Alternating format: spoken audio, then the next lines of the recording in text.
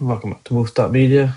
This is the official first episode of the net. It's just me currently, but we will try and get people on board to come and join the pack and the team. This episode we will discuss the East win tonight against Burnley.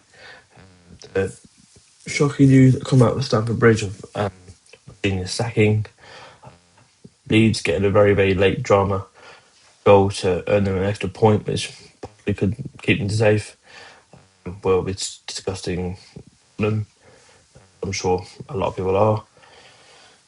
We'll look ahead at this weekend's fixtures in the Premier League and the semi-final of the FA Cup.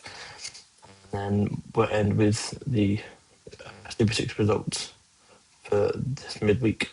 So, crack on. Man City's win tonight against Burnley was easy, a bit of a walk in the park, but the 1-0, but it didn't reflect the stats. I thought Burnley did okay defensively. Bravko kept in the game for sure. It's why performance. Plenty of shots from City, 28 shots in total. Rampant. But and the player seemed a bit nervous in the last 5 minutes, thinking they may press and get an equaliser. That was never going to happen. But never when you're going for the league. But ultimately, 3 points. That means they're now top of the league. Goals scored. So we'll definitely have something to work on at the weekend. He should go and win the league now. I can't see them dropping points. Not from now to the end of the season. I think they're going to go straight through, win every game.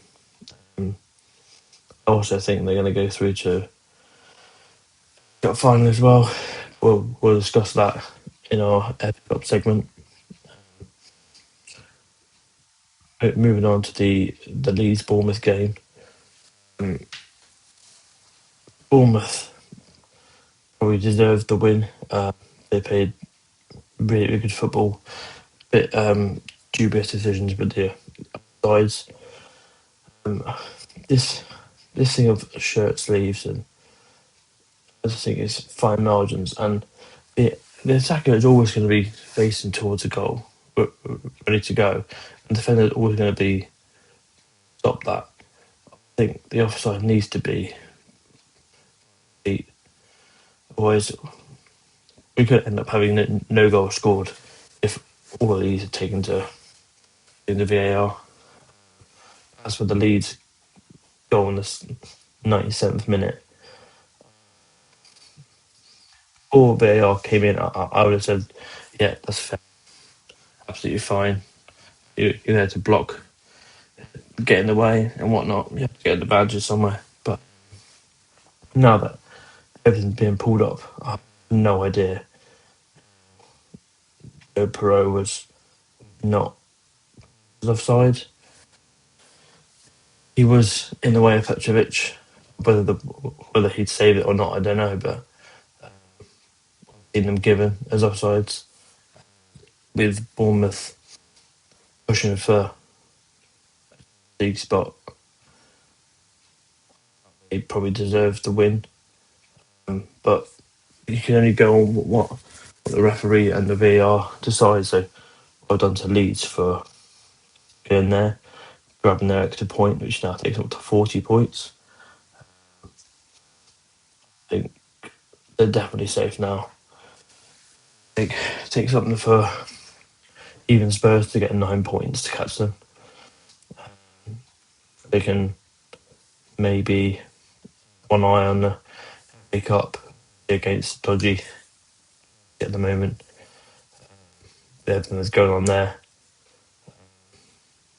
takes us firmly into that Chelsea, that news that Liam Rosenior has been Chelsea.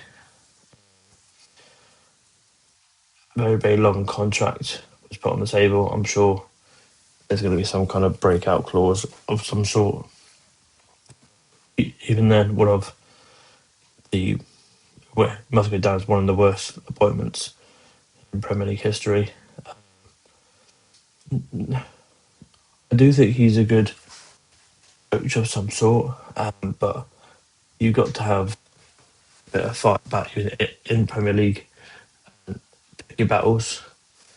Don't put yourself in social media for the sake of it. He did a lot of that. Some of the stuff you see on the pitch before games even start, I think is a bit. Just keep professional. I think the players will look up to, but Chelsea obviously had the points on the board early. So obviously, this has helped them. The really bad defeats in a row now without scoring a goal does not sit well with the fans. Or the board didn't think it would come to this. Fans deserve so much better. But there has to be some element to it's not given their all, like downing tools, as they say. And I firmly believe that is the case. People like Enzo Fernandez, for instance, come out and saying the stuff he did. Cucurella, same example. It doesn't look good when you're not a media manager. Fans are with you regardless of what happens. To be with them, be with the manager. But everyone wants to do well. One of those things failed and it spreads like wildfire. As you can see with the Tottenham mess. It weren't for the fact that watching the ball early, it could easily be wound up down with the Spurs. This is what Chelsea do. Chelsea, even with Abramovich, they win the league one season, the next. They're thriving for success. And it's obviously worked in the past. Under this new ownership, I don't see it happening. They're going to be a bit like an Arsenal come the end of Wenger's reign, where top five finish is going to be their goal every season, which for the fans who want and have seen wins in the past, that's not going to have a good fit. So they need to change their model. Stop buying young just to sell. They need to get some experience back in there. No, I'm sure with the right balance, Chelsea are a top four side and can push. Unlike their neighbours, who, well, quite frankly, I was lucky that they're not already down. They just awful. I've not been lucky enough with my own team to be in the Premier League. My lifetime, my team, Sheffield Wednesday, we went down in 99, 2000. I haven't been back since, and unfortunately, we're now in a mess. I might not even have a club, so fans, don't count yourself as being done by, because relegation doesn't mean it's the end. It just means a reset. Look at teams like Newcastle, Villa, the yo-yo clubs of West Brom and Norwich, who can come up and down. So it's not over. Spurs are a massive club. They've got all the infrastructure there, ready to go. It's just they're not doing it on the pitch. Again, that comes to the management. I think De Zerbi is a good coach. Not so a good manager, but a good coach. As long as he can stick at it, bring his style of play that he gave Brighton. They may survive. I don't see them surviving this season, but I think they will.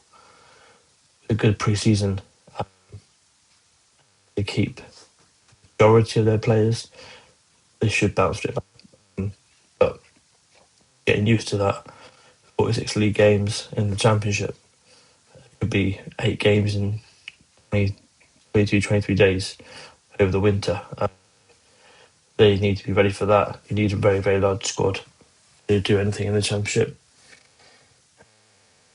But as for now, they have a couple of games to grab their points, which won't come easy. Even Wolves, their next game, that's not an easy game. I know Wolves are already down. Wolves would love nothing better than to be part of the reason they play Spurs again next season. Some of the players will definitely move on. You got World Cup winners in there. You got young talent, which I'm sure their agents are all on the phone making up new contracts somewhere else. De Zerbi will get this right, provided he stays. I know his contract said he wasn't going to go down. Wasn't going to leave it if they went down, but money talks. And there's some kind of breakaway clause in there if he was to go down. And they will. Off their form of late. Score enough goals and can't keep the ball out their net, so shoot yourself in the foot. But this is what happens. We saw it coming last season. Winning the Europa League helped get over the crack a bit. When you have back-to-back seasons, it's not because your players are just down in tools, it's because there's something wrong. So, talk of the fixtures at the weekend. Like I say, Tottenham have Wolves. You can imagine they should win that, but nothing's a guarantee in this league. Wolves might turn up, especially at home against a big club. But personally, this is the fixture for next season. You've got Sunderland taking on Forest. Sunderland are pretty much season's done, I would say. They could keep pushing and try and get a European spot. I do believe they're probably going to finish mid-table, just outside those European spots. If Forest could capitalise on that, maybe grab a point away. Stay in the light. Really a good performance against Burnley weekend. I think they're on a bit of a high, so you have Fulham Villa. Fulham season, bit up and down. I think Villa will probably go ahead and win that one. Pick up where they left off at the weekend after that minor blip, late winner against Sunderland. You got Liverpool Palace. Liverpool have not been great. Did manage to get that Merseyside win, which might lift the club and get them over the line for a Champions League spot potentially. As the season is almost not a lot of them to play for now, so but they're thinking of season. Maybe bred some youngsters in there. So Liverpool should get the win here. Everton again, West Ham need the points. Everton season has been not bad from an Everton perspective for those European spots. Away from home might be a bit a step too far. It's a fight in West Ham who had their form turned around for sure. managed to score a few goals as well. Be a bit more resilient at the back, which is, the world of good. I do think they'll survive. If they were to win this weekend in the Wolves to get Spurs, there's that 5 point gap, and I think that might be enough to see off the likes of Spurs. But West Ham will probably get a win there, for a draw. But I think they got enough to win at home. Like I say, the Wolves Spurs game, I think AG. I can see Spurs scoring, but they've also dodged at the backs. He's probably doing probably a 1-1, another draw for them, which obviously is not going to do any good at all. They need the 3 points. Wolves, but being at home, now they know they're still their fate. They know what they're looking for. Give their fans a bit of a smile about. Arsenal take on Newcastle. Arsenal need to bounce back big time. They find themselves, I'm recording, they find themselves in place. Goal difference with goals scored. Newcastle have been in very, very poor form away at the Emirates, so it's probably been a comfortable win for Arsenal. But really tough side of late, so this could be a game that just Newcastle. But yeah, late kickoff on a Sunday. I think we'll have this one. And then you got Man United, Brentford. Both teams in the Champions League running. United season is pretty much done. Most football is more or less a guarantee them. Brentford are pushing. They've done probably the best season out of everyone. But everyone had them down. Good myself with the players they lost. The managers lost. Keith Andrews, what a job he done. That is how you run a club. The likes of Brentford, Bournemouth, Brighton. They know how to run a club, for sure. It shows you don't have to be a big boy to stay in the league. Maybe Tottenham could take a look at them and see if they can have the same model. That's those fixtures. You've got the FA Cup semi-final. You got Man City, Southampton, Leeds, Chelsea, and the mess they're in. Leeds in somewhat good form. It would be a good game. I think Leeds can do them. I think Leeds can reach the final. I think they will believe to be playing Man City, although Southampton are not there to be written off. But what a season they've had, beating records and everything else, scoring countless goals. They had a bit of a blip this midweek with a draw to Bristol City, but with one eye on the semi-final, they reserved themselves a bit. But again, another good result, unbeaten again, pushing up that league. And then the season they may even be automatic, on other results. I firmly believe this will be a Man City Leeds final. You might have something to say about that, but in their current form, I can't see them beating Leeds at all. There's no fighting there further. So based off all those results midweek, here are the scores for Super 6.